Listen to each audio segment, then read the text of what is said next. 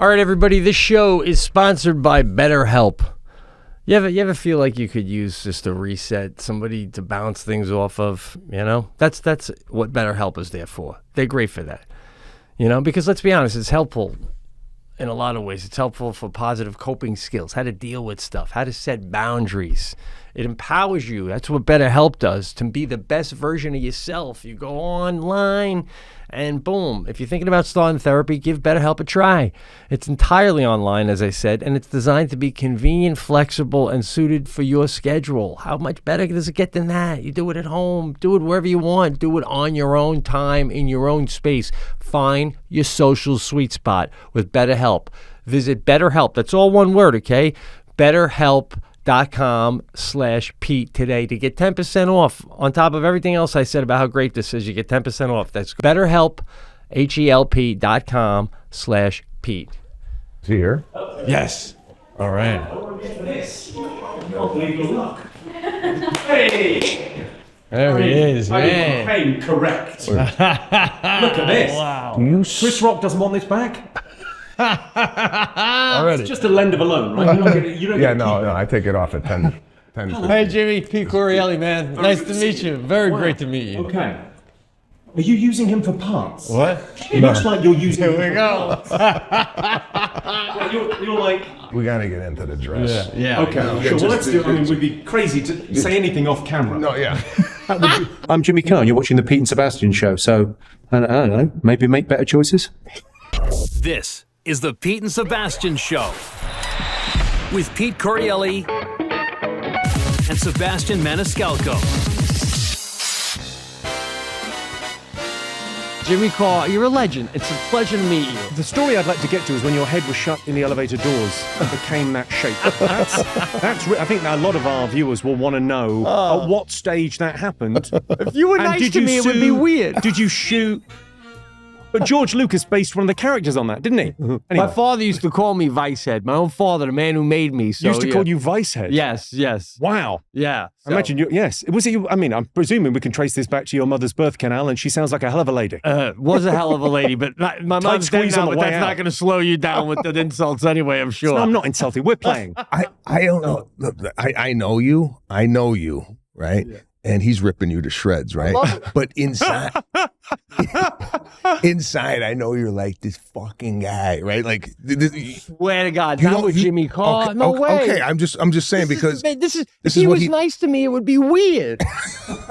He's a legend for this. You know what I mean? I know. I'm just saying. I know you. You're hot. You're like you're a hot. You know. You're like. I won't know anything until the Perrier hits me in the side of the head. That'll be the last Jimmy, thing I see. You're crazy. Listen. Like I said, I've been around you. You're so incredibly funny, clearly an intelligent man, and like I'm always amazed at like when you do those shows where comics make fun of each other, how quick you are, the thick skin you have to do that. You know, it's just all. That kind of roots me back to, I don't know how you guys got started in comedy, but I always think like the question to ask comedians is like that playground thing of being able to tease each other.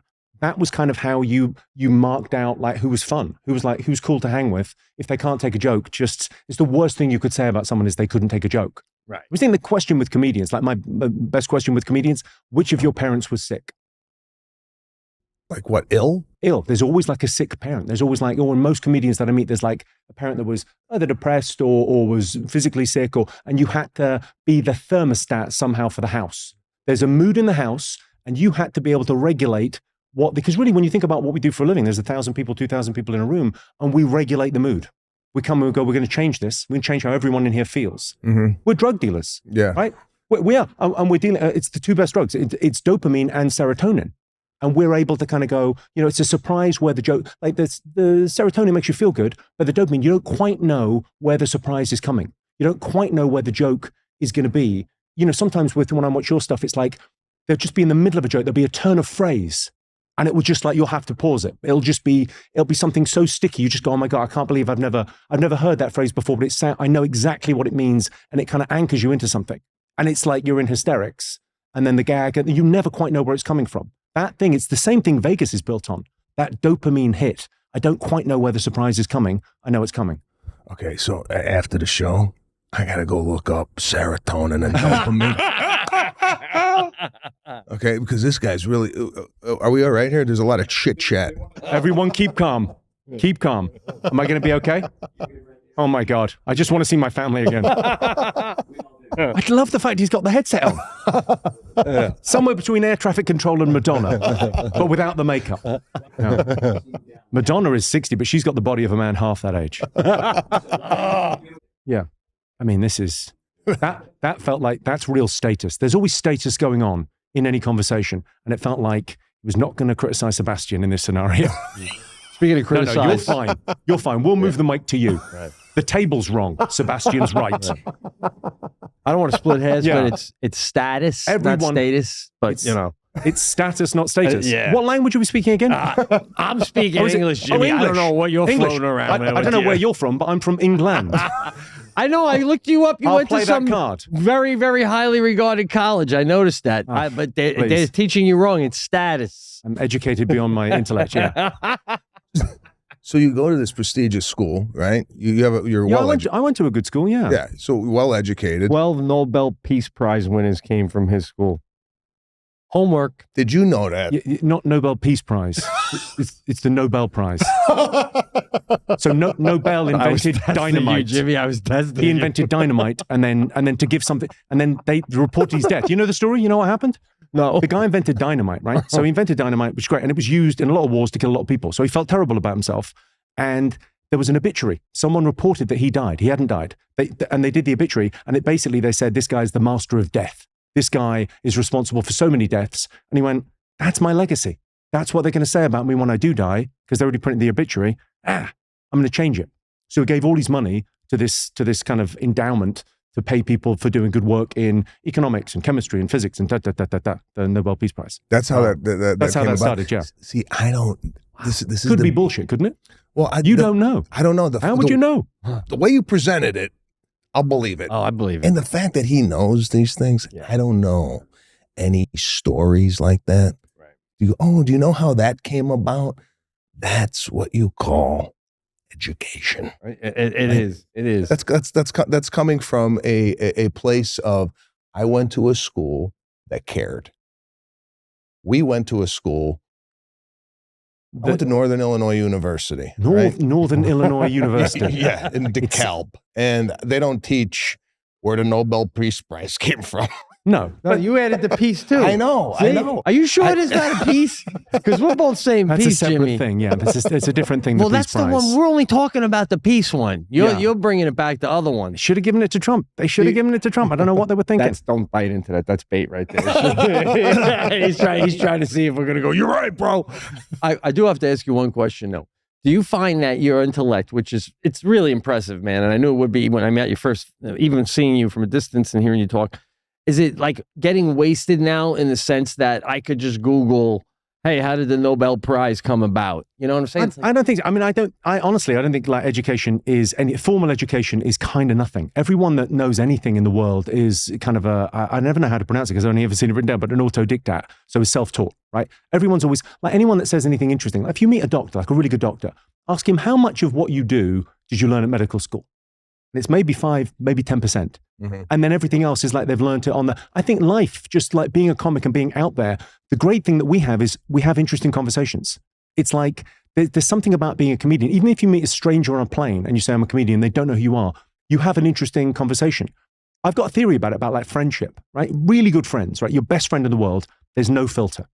Yeah. Right on this, it's a podcast, we're being recorded, there's a lot of cameras. So there's a bit of a filter up, right? We're not going to have the conversation we would have late night if we've known each other 30 years, right? Mm-hmm. It's a different conversation. Yeah. And the level of filter, I think with comedians, the reason people want to come and see a comedian live, people want to be in the room with you is because this guy's got no filter. This guy's calling all of the bullshit in a relationship, all of the bullshit in the modern world. This guy's talking about it. I've just got to live with it. But this guy has no filter and it's me up there.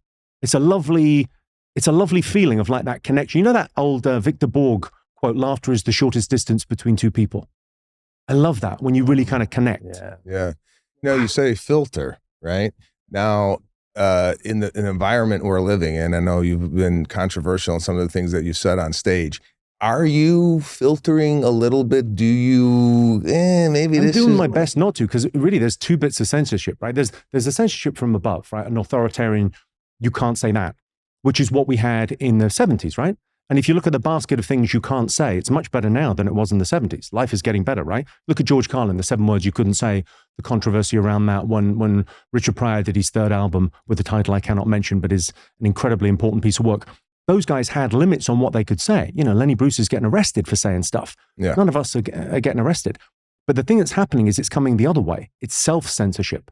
So a lot of comics might write something, I better not do that because people might not get that it's a joke. So I try not to. I try and treat everyone like they're a friend and like they get it and they're intelligent enough to realize it's a joke. I mean, I've got a whole bit in the new special about you can't go around apologizing for jokes. Mm-hmm. What are you going to do? You can't say, I've got a plan for next time. Want to hear this plan? Next time I get canceled, there's a big controversy about a joke. I know the joke. I'm going to say, I'm sorry. And the people that are offended will say, you don't really mean that apology. And I'll say, so you're saying I could say something and not mean it. Now you're getting it. Yeah. No, I think that's a brilliant way to explain it. I mean, but it's that thing of like, it's slightly with the canaries in the mine as well, like comedians, like not just, I kind of think there's this concept of the Overton window of what you can and can't say in politics. What is and what isn't acceptable on the left and on the right.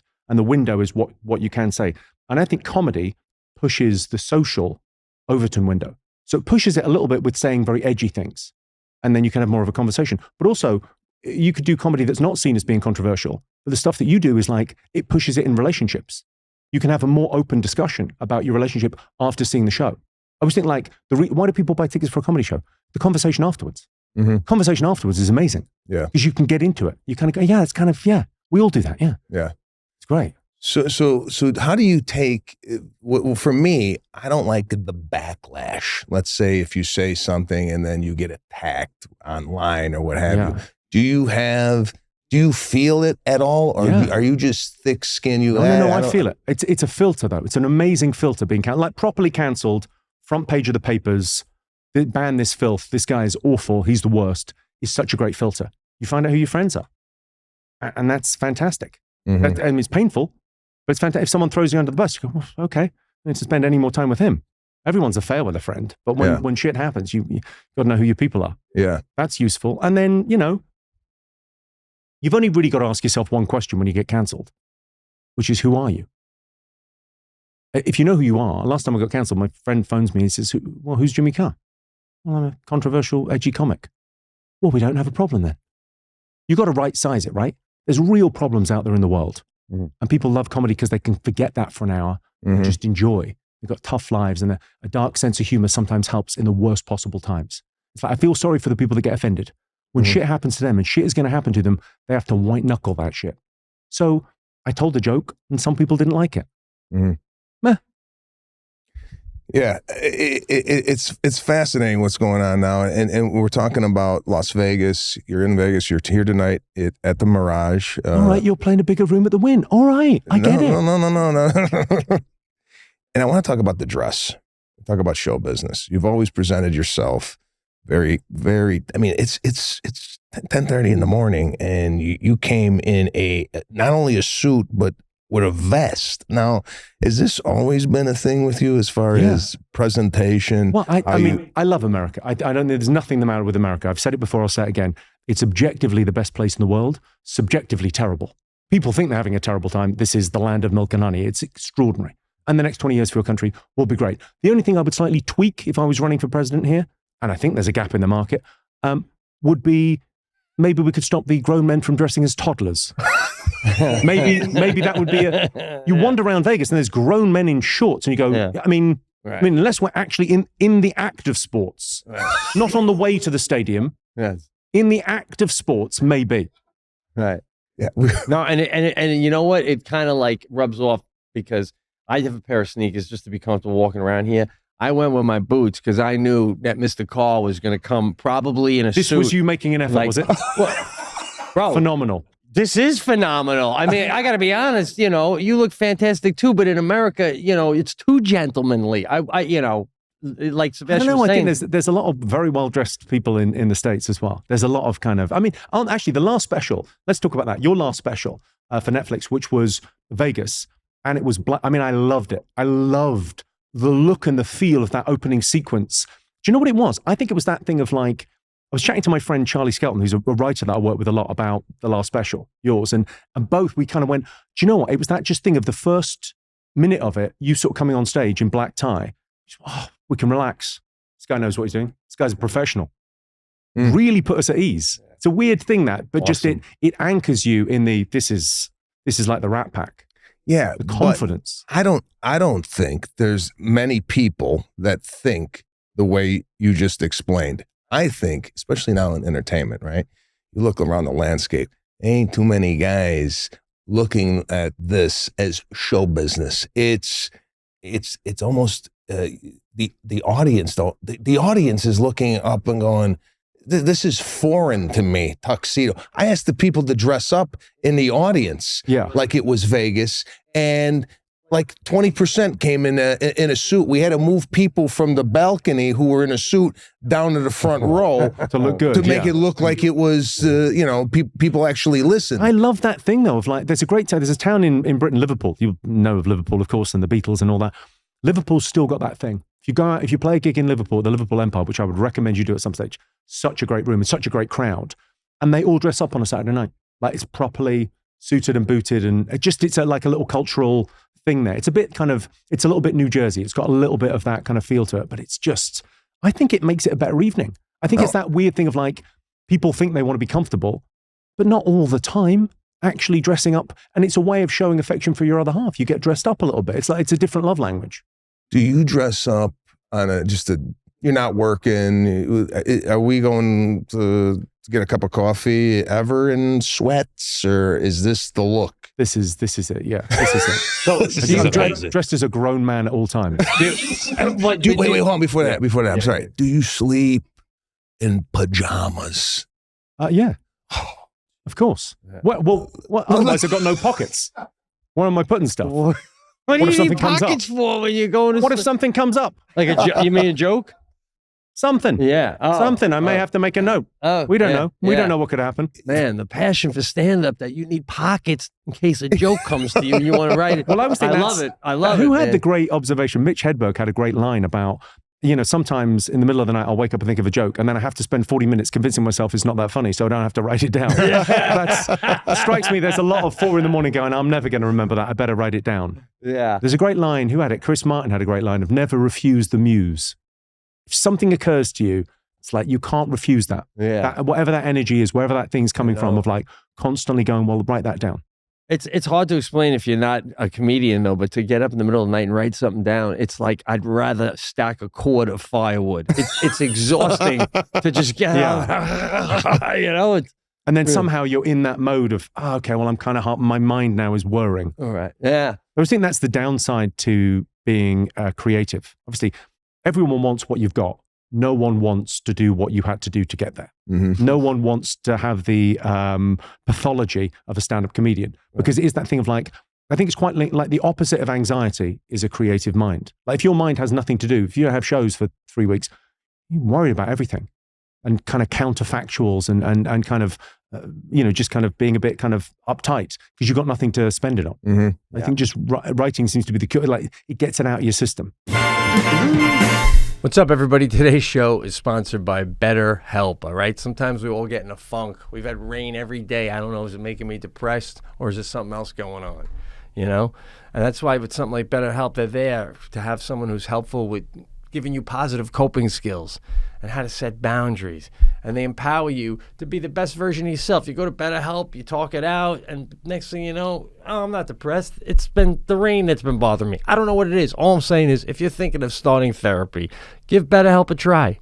It's entirely online, and it's designed to be convenient and flexible and suited to your schedule. All you got to do is fill out a brief questionnaire to get matched with a licensed therapist. Again, you hear what I'm saying? Licensed. Not Joe Schmo who just decides he wants to talk to you. These people are licensed. They're tight. They're ready to go. And you can switch therapists at any time for no additional charge.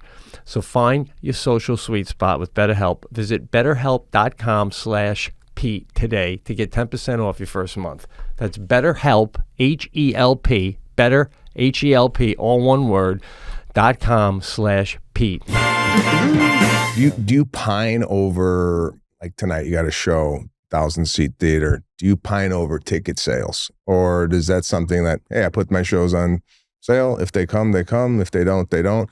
Do you ever worry about, is it half full? Is it sold out? Is that something that is... I'm very lucky actually with, ticket sales or whatever. And we haven't been sort of too ambitious on this leg of the tour, but I tend not to worry about it too much. I don't mind if the room isn't like absolutely, I do a lot of 2 shows a night. Like most places I play, I'll do a 7 and a 9:30. And, sometimes the 9:30 is not, full to the rafters in the States. It would be elsewhere in the world. Elsewhere in the world, if you're listening to this elsewhere, I'm a huge deal. But here I'm like a curio. Pretty big deal. But it's sold out tonight and it'll be fine. It'll be grand, I'm sure. How did you become like a global superstar? I think it's just like, I would so recommend. I did 45 countries on this tour. I would so recommend you do it. I know you've got kids, it's hard to be away, but to go, I found like 20 odd years into the business, it just reinvigorated my love of it. Like going and doing stand-up in Australia and kind of go, okay, what works, what doesn't work? Or I did like 12 countries in the Far East in January. And it's just this thing of like, people have got the same sense of humor all over the world. Everyone speaks incredible English now. I think it might be the Netflix effect and the YouTube effect, that people watch stuff immediately and they're not waiting for it to be dubbed into the local language. So their ability, and really, it's not about the high point of a language, is not dreaming in another language. It's getting a joke in real time. Mm-hmm. So a lot of people, I travel a lot in Eastern Europe, learn English through watching comedy.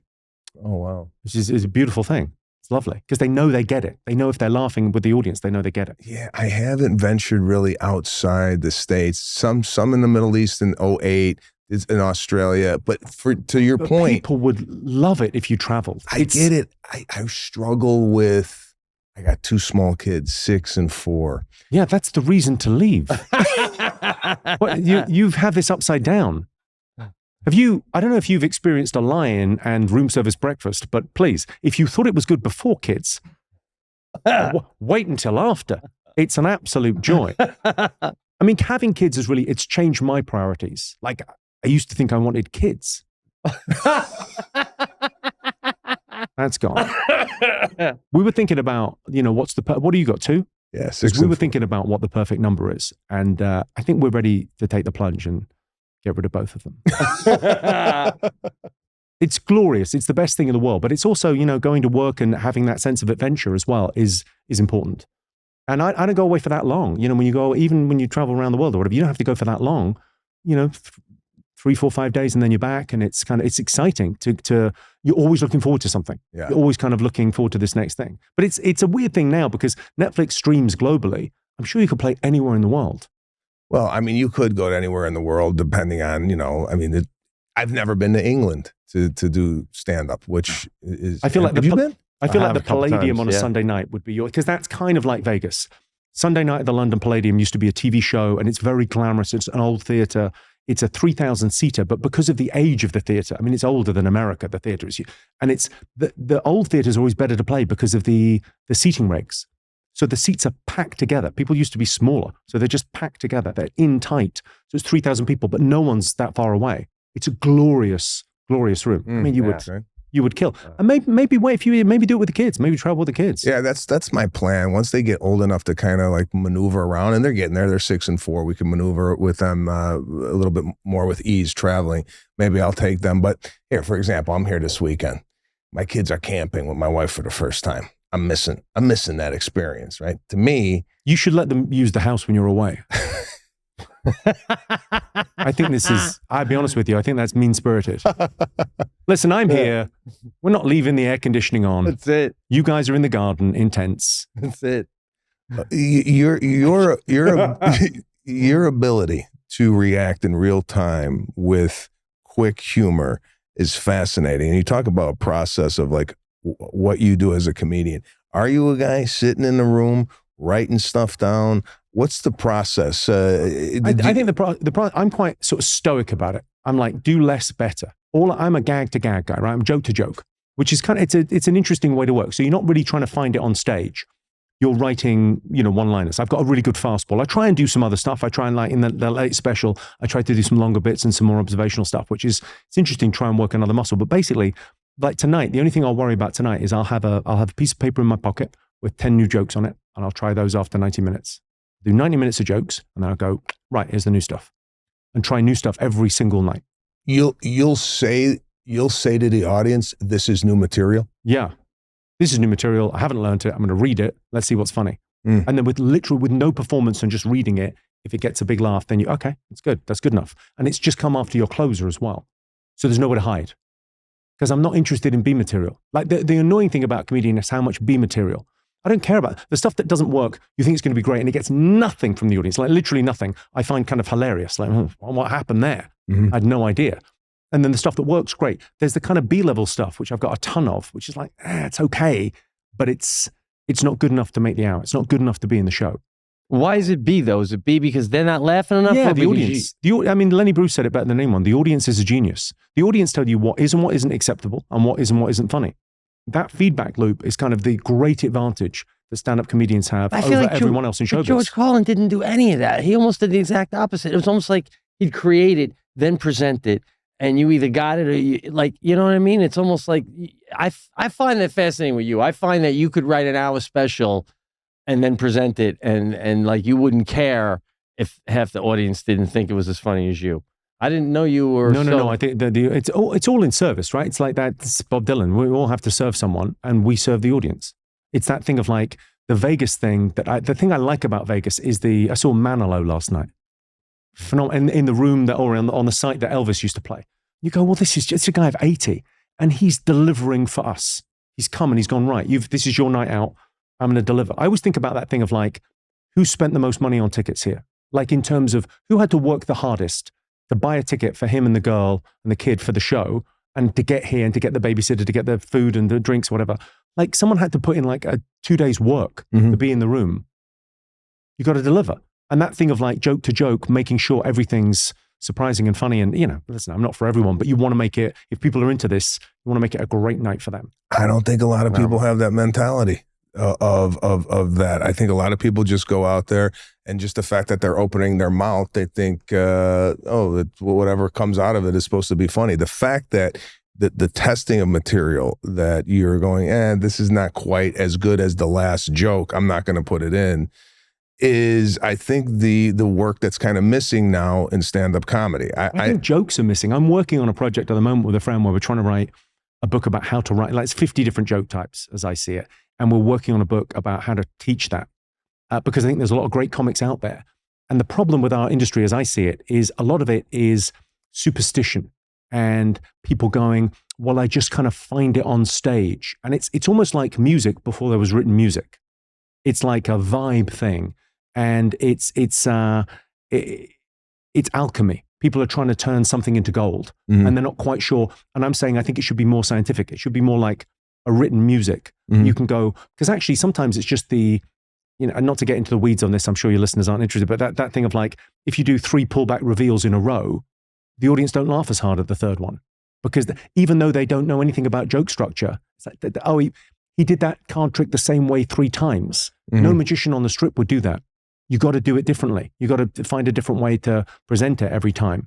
And mixing up the joke types. Like sometimes when a comic is boring to watch, I think, they're only doing two types of jokes, and that's all there. But if they knew, they'd be able to write, they've got such a creative mind. They're just a little bit, it's not really taught. It's not really talked about very much. Yeah. People don't really talk about how to write jokes. And have you always done the jokes that are new at the end of, when did you started? I started doing that I think it was like last year in Australia. I was on tour, and I just kind of, on the first night of the tour, I had a bunch of stuff I'd written over Christmas to try, and did it the first night. And I went, it's interesting. I really enjoyed it. And the audience kind of liked it was a little Wizard of Oz behind the curtain of, these he doesn't know. And the ones that didn't work were actually very interesting for the audience. Like, there's nothing. Like you don't, it doesn't buy you any time. Being happens? That story about, comedians, you can be it's in Seinfeld's documentary, you can stand on stage, you can be the most famous guy in the world. The audience give you 2 minutes, tops. 2 minutes if you're a legend. And then you better say something funny. Right. A wonderful meritocracy to comedy. Yeah.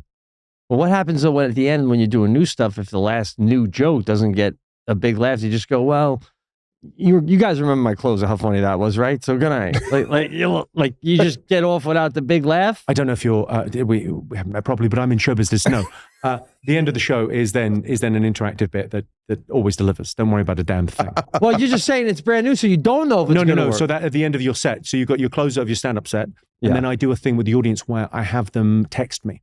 So I've been doing this thing for years where I get the audience, because some people like to heckle me, because I've got kind of a reputation for being quite good with hecklers. So occasionally you get hecklers, and then you get a lot of very clever people at a comedy show that go, look, I've got really funny shit to say. I don't want to shout out. I don't want to shout it out. But I'd love to be involved. And so I put a number up on the screen and they can text in, and people text in. So I haven't seen them, but then things come up on the screen behind me and we read them out, and then there's interaction with the audience at the end of the show, which is it's a lovely way of. This is show business, right? This is phenomenal. Right? The fact that he's used technology and incorporated it into his act in a way to interact with the audience is right. The opener, you got to see the opener.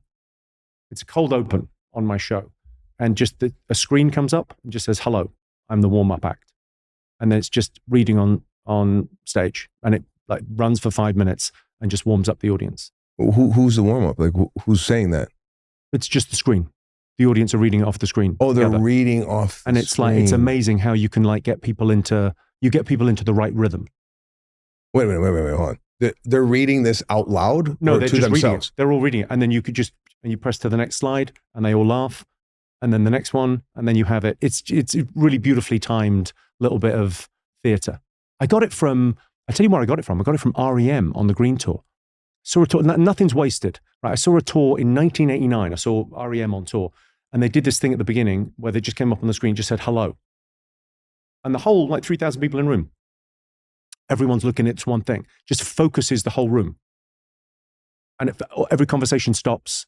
I thought, that's great. That's what I need. I need people to be quiet, and I need them to laugh at jokes at about sort of 92 beats a minute, 3 of them before I come on stage. Just get them in the right space. And just sort of controlling it. So how long does that last? 4 or 5 minutes. Wow. And these are jokes that you have written? Yeah. Like there's a couple of generic, like let's test some classic old jokes. So there's a classic old gag kind of comes up, like a music hall thing. This is very funny. And and you go, okay, great. They get the rhythm of jokes. And then it's got some stuff about put your phone away, and you can put your phone on vibrate, and shove it up your ass, or whatever the thing is. But basically the kind of, you can heckle, but it should be funny. All of that stuff is done by the screen. It's kind of interesting to just kind of using the space. I always think, someone said something recently to me, I think I need to give more thought to this, but when people come into the auditorium, that's when the show should start. Just think about like putting funnier things on the screen as they're coming in and sitting down. That thing, they used to do it in movie theaters. Used to come up with like quizzes on the screen before you come. I think that thing of like the whole experience should be the music that plays. I always spend a lot of time thinking about that. Did you ever see Cirque du Soleil? How like the show starts? Heterosexual, actually. What's that? Heterosexual. Sorry, what was the question?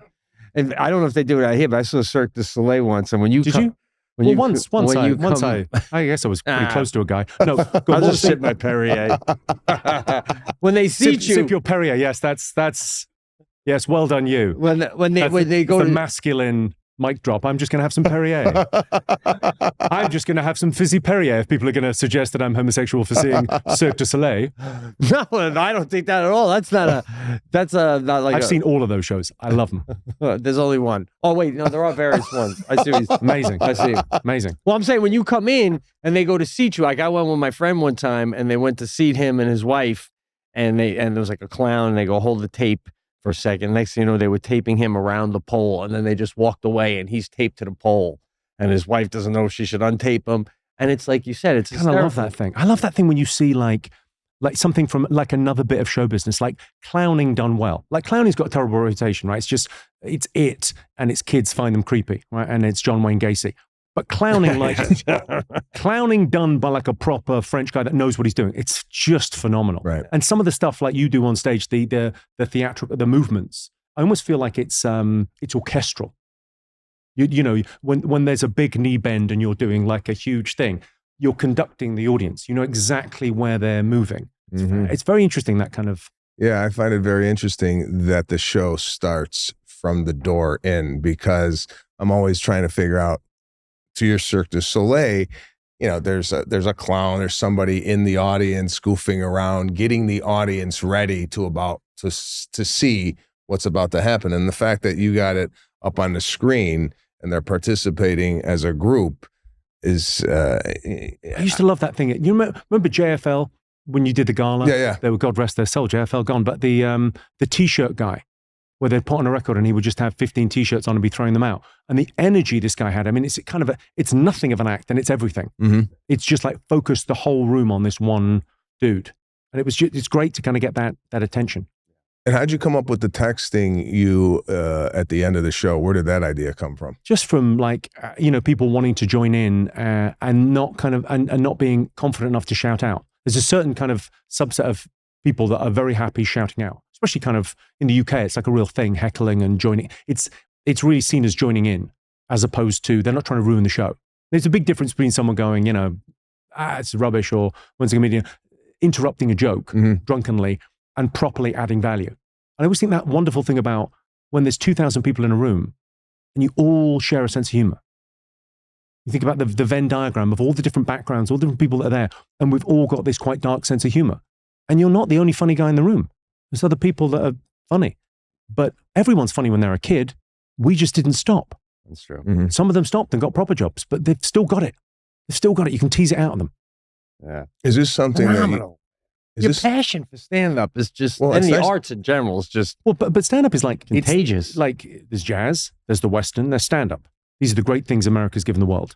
And really, I think you can trace it back. And Tom Cruise, but continue. And phenomenal. You can trace it. I've got a Tom Cruise story if you want it. I can trace it all the way back to, I think Carlin and Pryor are like John the Baptist. Those are the guys that came along and people started going to theaters to see one guy on stage with a microphone. It's like a new medium. It's such a new thing. It's like we get to be early in this. We get to be, I think it all goes back into the pot. I don't think there's any legacy for comedians. It all goes back into the pot, but we get to be part of this. Mm-hmm. It's an amazing sort of art form. Yeah. But I don't want to cut you off. You're going to say something. There is a fine line between stand-up and, hey, we have no excuse for if someone's famous and they just want to make money by people being able to physically lay eyes on them, but they have no discernible talent. What can we do? Oh, well, we'll pretend he's a comedian. Like, you know what I'm saying? Like, for every one of you... I don't know what you've got against Charlie Sheen, but Jesus. For every one of you, there's like 10 people doing stand-up that like only have people coming because of what they've accomplished on social media in sort of a clubhouse way. It's great. But they're in a canoe and there's no paddle and the rapids are coming up and they're just thinking, what's that noise? And we're in show business and we've got a little paddle and we're quite happily just writing jokes and telling jokes and we've got something. And I think life is about incentives, right?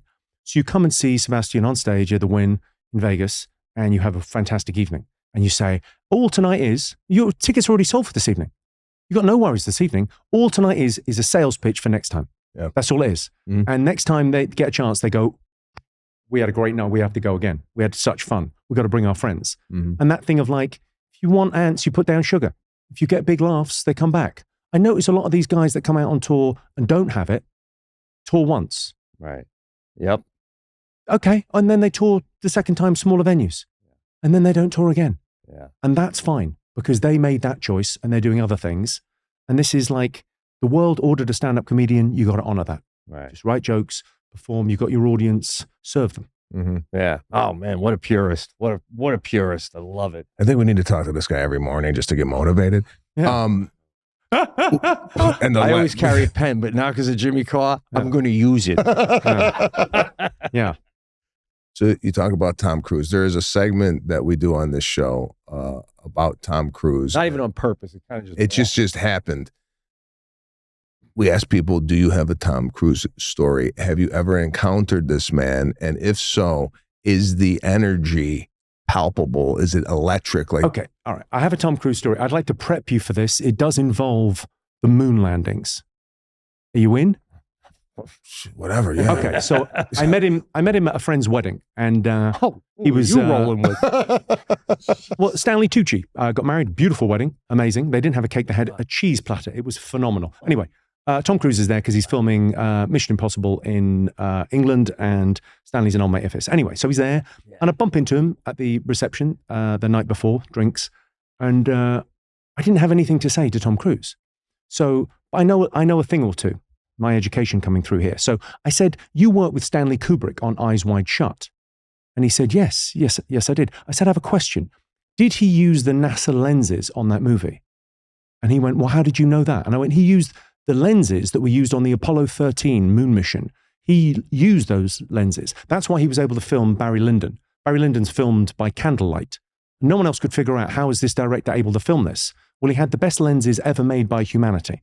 Now, I don't know if you know anything about NASA. I don't even know who Barry Lyndon is. It's a Harvey Keitel movie from the 70s. It's one of those things where you have to like nod your head and it's a act movie. like you know who it is. Jimmy, do you have more respect if we stop and say we don't understand, or should we just fake it and let you go? No, this is fantastic. Yeah, I mean, listen, you've got Google. You can listen to this back. No, but this is awesome. So he's this. So Stanley Kubrick. You know who Stanley Kubrick is, right?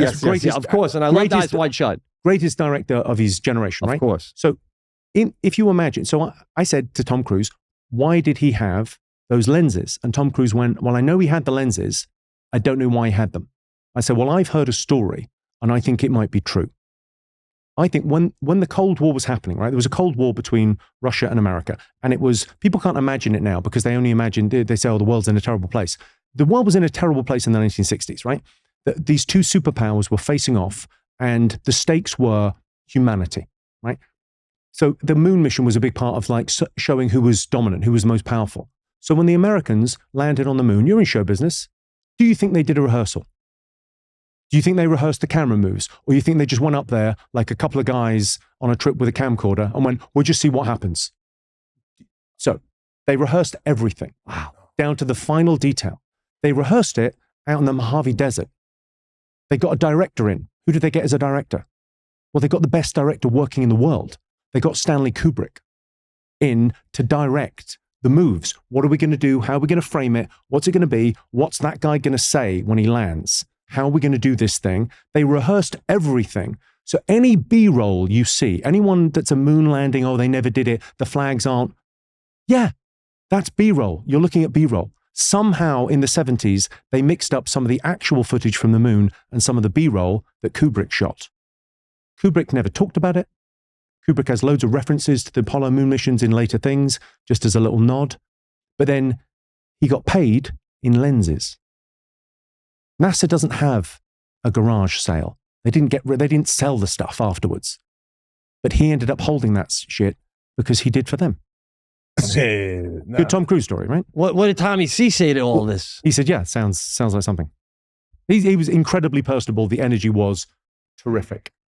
I think, listen, after hearing this story, bro, this might be the first time Tom Cruise walks away. Right.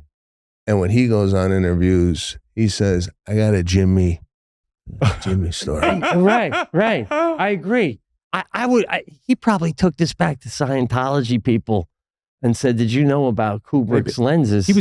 I tell you, the thing about Tom Cruise that I really like was he's obviously an incredibly famous guy and very aware of who he is and very giving of his time. He's like absolutely, lots of eye contact and very incredibly charming.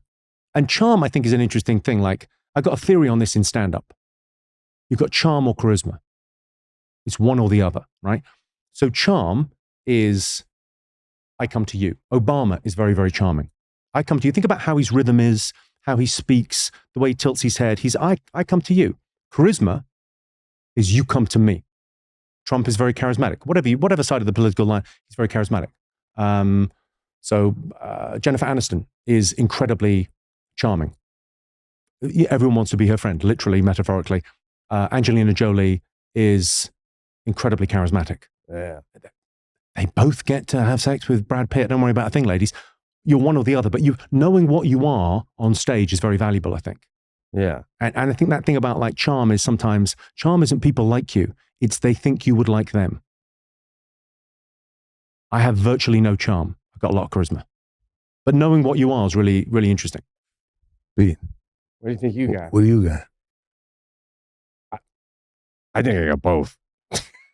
I don't know. Can you Jimmy, You're so close. You're neither.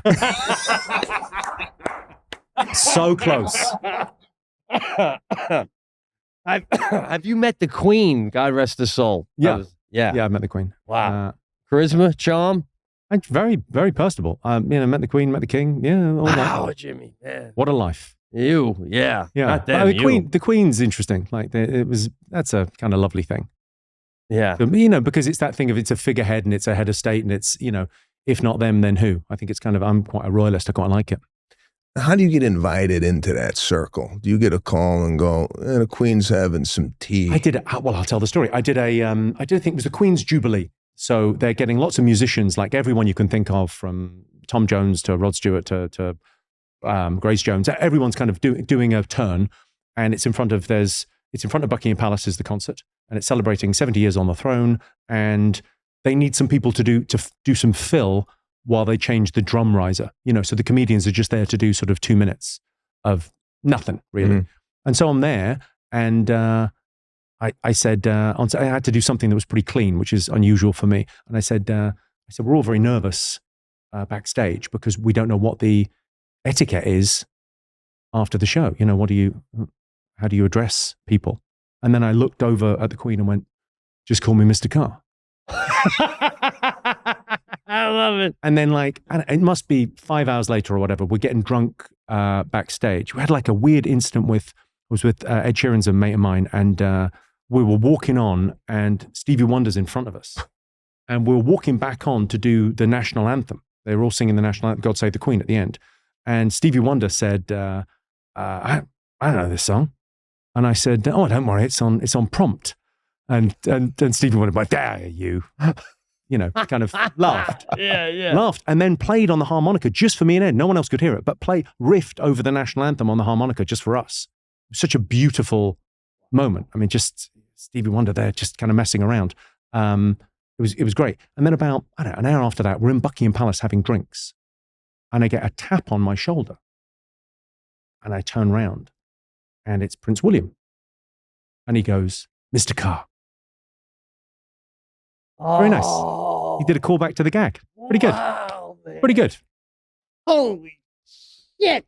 They're very much our Kardashians. We're very fond of them. Wow, man. That is unbelievable. So you're in the company of all these different people. Obviously, you feel comfortable kind of ripping people to shreds, regardless of their status in the world. Growing up, was this something that you were doing throughout school? Were you the class clown? Were you the guy who always making fun of people? Where did this come from? Yeah, I think I always had that. That our friendship was always based on being able to take and give a joke. My mother was a very funny woman and was very outspoken and loud, and would kind of cause, I think people would say embarrassing, but I never found it embarrassing. She was always very kind of garrulous and fun, and would say the unexpected, and didn't have much of a filter. And so I think I inherited that very early, and then I was always able to kind of, always very good at, making people laugh. But don't you find, because you're literally like a type of Don Rickles, but a different delivery style. I mean, he's the greatest, I think. I think, you hear those old school Vegas stories and just... They are phenomenal. Phenomenal. I don't know if people know them because they feel a bit like lost in time. Like, I know you and I would care about them, but that thing of Marilyn Monroe, that story about Marilyn Monroe walking into the room? That one I don't know. Okay, so they're in the showroom here in Vegas, and Don Rickles is destroying. He's the biggest comic in the world by some margin, right? He's doing 3 shows a night, and they're packed, and people can't get to, he's doing phenomenal. And he's doing some bit on stage, and he's eviscerating, and he's halfway through a joke, and Marilyn Monroe walks in, and she's the most famous woman in the world. So she's Princess Diana rolled into Angelina Jolie and Taylor Swift all in one. She's so famous and beautiful. And she walks in the room, and as she walks in, every head turns to look. Everyone is, oh my God, this. And Don Rickles, as the whole audience lose interest in the joke, he just goes, "I thought I told you to wait in the truck." Just so good. Oh man, so good.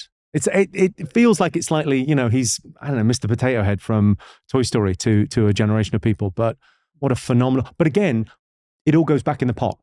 So Jeff Ross is a very good friend of mine and a phenomenal roaster. And I really feel like the stuff lives on. Don Rickles lives on in that roast tradition, and in that and it gets passed forward, and it's kind of great, isn't it? Well, yeah, and you mentioned Don Rickles in the heyday of Las Vegas, and we're all here hanging out in Vegas. We got shows tonight. You're at the Mirage. We're here at the Wynn.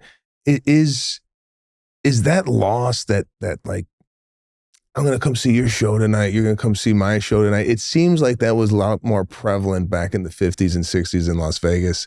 And maybe it's just me. It seems very isolated now, where I don't know if there's that crossover of like entertainers hanging out in Las Vegas together. Like, I don't think in Vegas so much, but I think actually we've probably got more of that because we have the Comedy Cellar and the Comedy Store.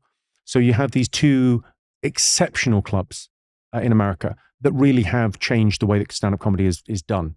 I think they're both phenomenal, and I'm very lucky to be able to play them. But that idea of actually the hang, I mean, actually I've met you and seen you many times at the Comedy Store working on new stuff and just like dropping in and doing a bit. That I feel is our Vegas. That showroom there, because the guys used to live here in the way that people now live in LA, and they drop into their club and they spend time, and you would meet guys that have been doing it a year or just got past, and then you'd also see, I'm just trying to think of, you know, the old time guys would drop in and do a set. Alan Havey had the best line on comedy. You know Alan? Havey, No. wonderful comic. Yeah, he was in he's like, funny, he's in Mad Men, I think, a little bit, but he's a tidy little actor, but great old school stand-up. And he said, we're out for ourselves, but in it together. Love that line. What's the line? We're out for ourselves, but in it together. I love that thing. There's a great camaraderie with stand-up. It's not like being an actor. Actors, who's the best? Who's in competition with who? Who's the... There's only one guy can be James Bond. We sort of don't be the best, be the only. You know, you avoid competition through authenticity. True. No one is better at being you than you. No one can do what you do. Yeah. You bring something very special to the party, and people respond to that. Yeah. It's lovely because when no one's in competition, it's a weird thing. I think when people start out, it takes them a while to figure that out. I'm just doing my thing, no matter what they're doing. But the idea that we're together too, a lot of young comics and people that don't do stand-up can't relate when they go, isn't it scary when you're bombing? And I always try to tell them, well, when you're bombing and you're young, you're bombing when everybody else on the show is bombing too. You all are terrible. So it's not like you're playing some amazing show where you're the only one bombing. You win or you learn. Yeah. That's it, isn't it? That's the thing. Yeah. Yeah. Although we really need to discuss this bombing thing. You've been doing this a while now. No, come on. Yeah. It's been phenomenal chatting with you, man. I'm so glad. See, this is what I'm going to say about the insulting stuff. What a privilege for you. Do you ever, it is for me. When you talk to somebody. Feels like it's a big deal. They say never meet your heroes, but I think you've really right. You've had a great time. I did, and I'm going to ask for a photo with you afterwards alone, and you're going to insult me for it. Is this part of the Make-A-Wish thing? But when you're chatting with somebody like Don Rickles sort of aspect, if they must be like waiting for you to, all right, when is he going to insult me? And if he doesn't insult me, does that mean he's not having a good time? Like, there's just so many expectations having a Jimmy Carr conversation. I think, listen, we're in a studio. We know what we're doing here. This is, but you know, we're all fellow travelers. I think it's that thing of like in stand-up as well. I don't know when you felt successful in stand-up, but there's a Comedy Store in London, and I got paid like $200 to do a show there, and that's it for me. Everything past that has been gravy. It's just gone early on. It's just like, you know, the fame and fortune stuff. Great, like fame and fortune is like a proxy for heaven in our world, in our secular society. Oh, if I'm rich and famous, everything will be fine. It's great, but it's very ethereal. And you go, actually, just being paid to do this, the job was the same then as it is now. Yeah. Write jokes, tell jokes, make people laugh, make their night great. That's the job.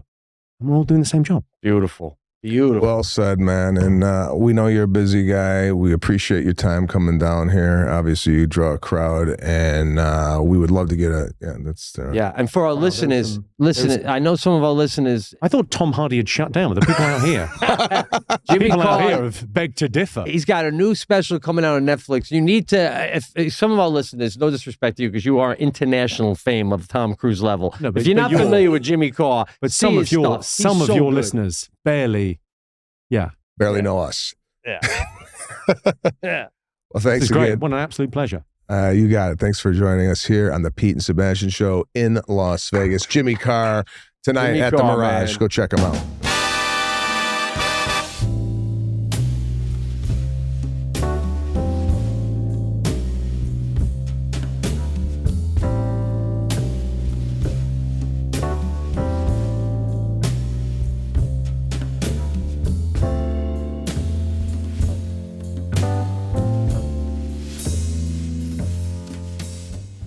I got to Google ethereal. Did you hear him say that one? There's so many words in this podcast that I gotta go look up.